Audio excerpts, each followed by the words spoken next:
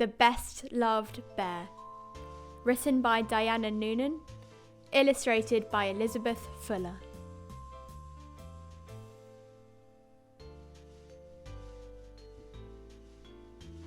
It was almost holiday time.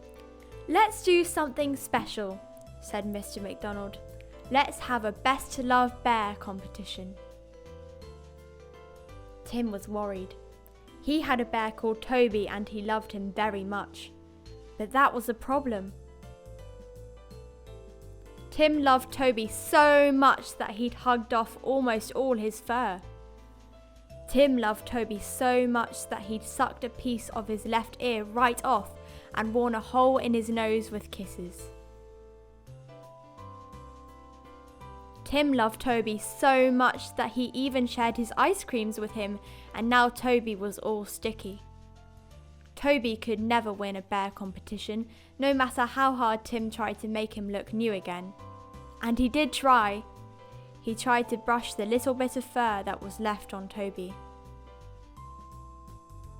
He tried to mend Toby's left ear with a bandage. He put a sticking plaster on Toby's nose. And he washed off as much of the ice cream as he could. The next day, Tim carried Toby to school in a brown paper bag so that no one could see how tatty he looked. "Put your bears on the table," said Mr. McDonald. "Mrs. Hall is going to be the judge. Hurry up, Tim. Where's your bear?" Tim took Toby out of the bag. Mrs. Hall, the principal, looked at number 1. "This is a smart bear," she said. "Someone has made this bear a new jacket. He must be loved." Then she looked at number 2. "And this bear has a soft, well-brushed coat. Someone must love this bear too." Then Mrs. Hall looked at bear number 3. "Now this bear must be loved very much," she said. "Someone has been shining his nose and paws."